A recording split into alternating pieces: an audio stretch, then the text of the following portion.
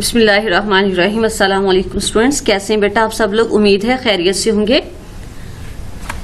प्यारे बच्चों, आज हम अपने लेक्चर का स्टार्ट लेते हैं। हम देखते हैं कि आज हम क्या पढ़ने जा रहे हैं। आज हम पढ़ेंगे नजरिया की अहमियत यानी इम्पोर्टेंस ऑफ आइडियोलॉजी, और इसके बाद हम दूसरा टॉपिक देखेंगे नजरिया पाकिस्तान का मफहूम, meanings of ideology of Pakistan. मैं आपको यहाँ ये बताती चलूँ कि हमने जो पहला क्वेश्चन किया था, जो पहला हम लेक्चर ले चुके हैं, उसमें हमने पढ़ा था नजरे के माखिज अहमियत और उसके नजरे के माखिज और अहमियत। तो उसमें हम माखिज पढ़ चुके थे, नजरे की तारीफ भी देख चुके थे, लेकिन हमने अहमियत नहीं देखी थी। ये पॉइंट है तो उसी का हिस्सा, लेकिन इसको हम आज पढ़ रहे हैं। कल हमने इसलिए नहीं पढ़ा था कि आपका क्वेश्चन लॉन्ग हो रहा था, उसको लॉन्ग को लर्न करना मुश्किल था, तो इसलिए हमने इसको दो पार्ट्स में डिवाइड कर दिया था। लेकिन जब आप पेपर के पॉइंट ऑफ व्यू से इसको लिखेंगे तो आप इसको पूरा ही याद करेंगे और पूरा ही लिखेंगे। क्लियर? आइए स्टार्ट लेते हैं लेक्चर का। नजरिए की अहमियत, नजरिया क्या है और इसकी अहमियत क्या है। क्लियर? नजरिया अंग्रेजी जुबान में आइडियोलॉजी कहलाता है, और नजरिए से मुराद ये एक ऐसा ज़ाब्ता या प्रोग्राम होता है जिसकी बुनियाद फलसफा तफक्कर पर रखी जाती है, यानी सोचो विचार पर, और इंसानी जिंदगी के मुख्तलिफ पहलुओं मसलन सियासी, मुआशरती और तहजीबी मसाइल के हल के लिए कोई मंसूबा बनाया गया हो, ये सब नजरिया कहलाता है।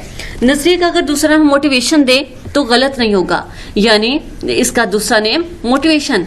अगर किसी कौम का कोई नजरिया होता है कहीं एग्जिस्ट करने का, तो तभी वो कौम एग्जिस्ट करती है, क्योंकि फिर वो उस पे एफर्ट करती है, अपने एग्जिस्टेंस के लिए वो जिदोजहद करती है। तो इस तरह से ये ज़रूरी है कि कहीं पे भी सरवाइव करने के लिए या खुद को मोटिवेट करने के लिए आपका नजरिया होना ज़रूरी है। अब नजरिए की अहमियत है कि इसका होना बहुत ज़रूरी है। अगर आपका नजरिया नहीं होगा किसी चीज़ के बारे में, किसी के बारे में, तो फिर आपकी जिद्दोजहद बेकार है। नजरिया लोगों की सोच की अक्कासी करता है। इक़वाम इसी वजह से जिंदा नजर आती हैं।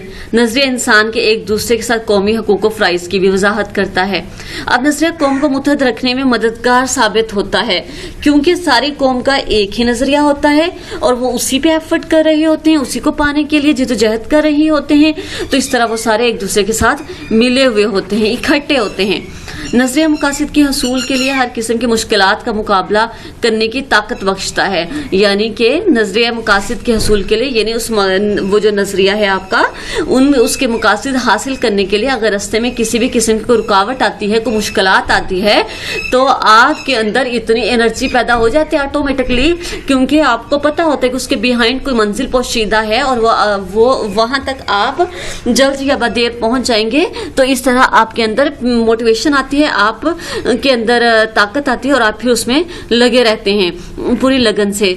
नजरिया इनकलाब को जन्म देता है और इसकी वजह से नई राहें निकलती हैं। और बेटे, कोई भी जो नजरिया होता है वो फौरन ही वजूद में नहीं आ जाता, बल्कि उसके पीछे कुछ वाकयात काम कर रहे होते हैं। आमतौर पर नजरिया मुआशरे के पसमानदा लोगों में महरूमी को खत्म करने के लिए वजूद में आता है, यानी जो मुआशरे के वो लोग जो इंतहाई पसमानदा होते हैं या महरूमियों में इस तरह से रच बस चुके होते हैं कि उनके अंदर जिंदगी को जीने की उमंग खत्म हो जाती है।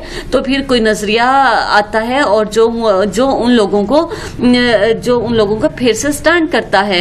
इसे हम यूं भी कह सकते हैं कि मुश्किल हालात और समाजी दबाव नजरिए को ही जन्म देते हैं, और मुआशरे में मुश्किलात का शिकार लोग फिर इसकी ताकत बनते हैं, यानी वो फिर उनको समझ में आता है कि महरूमी से निकलना ही ज़रूरी है, महरूमी के अंदर रहना कोई अक्लमंदी या दानाई नहीं है। फिर वो उस नजरिए को सामने रखकर फिर अपनी मंजिल के हसूल के लिए जिद्दोजहद करते हैं, और इस तरह फिर उन्हें सक्सेस हासिल होती है। ایک لمبے عرصے تک بنیادی انسانی حقوق سے محرومی نے ان میں مساوی حقوق کے حصول کے لیے ایک نظریے نے جنم لیا. اسی طرح برِ صغیر پاک و ہند کے مسلمانوں نے اپنی سماجی، سیاسی اور حقوق کے حصول کے لیے جب جدوجہد شروع کی تو اس کی وجہ انگریزوں اور ہندوؤں کا ظالمانہ رویہ تھا. وہی بات جو ہم ابھی ڈسکس کر رہے تھے کہ پیچھے اس کے بیہائنڈ کوئی نہ کوئی ریزنز ہوتی ہیں. کوئی بھی نظریہ بنانے سے پہلے اس کے بیہائنڈ کوئی ریزنز ہوتی ہیں. اسی طرح برِ صغیر پاک و ہند میں دو قومی نظریہ بنانے یعنی پاکستان کے حصول کے پیچھے بھی کیا ریزن تھا، اور یہی تھی کہ انگریز اور ہندوؤں کا ظالمانہ رویہ تھا جو مسلمانوں کے ساتھ ہے. اس کے علاوہ سیاسی، سماجی اور معاشرتی ہر طرح کے حقوق ان کے غصب کیے جا رہے تھے، جس کی بنا پہ انہوں نے علیحدہ وطن کے لیے جدوجہد شروع کی. مسلمانوں کے اندر آزادی کی لہر پیدا کی اور مسلمانوں کے لیے علیحدہ وطن کے لیے نظریہ وجود میں آیا. لہٰذا ہم کہہ سکتے ہیں کہ ہر نظریے کے پس پردہ تاریخ، روایات، رسم و رواج، مزاج، نفسیات اور مذہب جیسے عناصر شامل ہوتے ہیں. یہی عناصر کسی بھی نظریے کی اہمیت کو اجاگر کرتے ہیں. کلیئر؟ اب نیکسٹ نظریہ پاکستان کا مفہوم. بیٹے یہاں سے ہمارے ایک لانگ کوشچن 3 بھی بنتا ہے جو ہے کہ نظریہ پاکستان کی تعریف کیجئے، تو ہم وہ بھی دیکھیں گے. سٹارٹ لیتے ہیں کہ اسلامی نظریات نظریہ پاکستان کی بنیاد ہے. نظریہ پاکستان سے مراد برِ صغیر جنوبی ایشیا کے تاریخی حوالے سے مسلمانوں کا یہ شعور تھا کہ وہ اسلامی نظریات کی بنیاد پر دوسرے اقوام سے مختلف ہیں. ایک موقع پر قائد اعظم محمد علی جناح نے فرمایا تھا پاکستان تو اسی روز وجود میں آ گیا تھا جب برِ صغیر کا پہلا ہندو مسلمان ہوا تھا.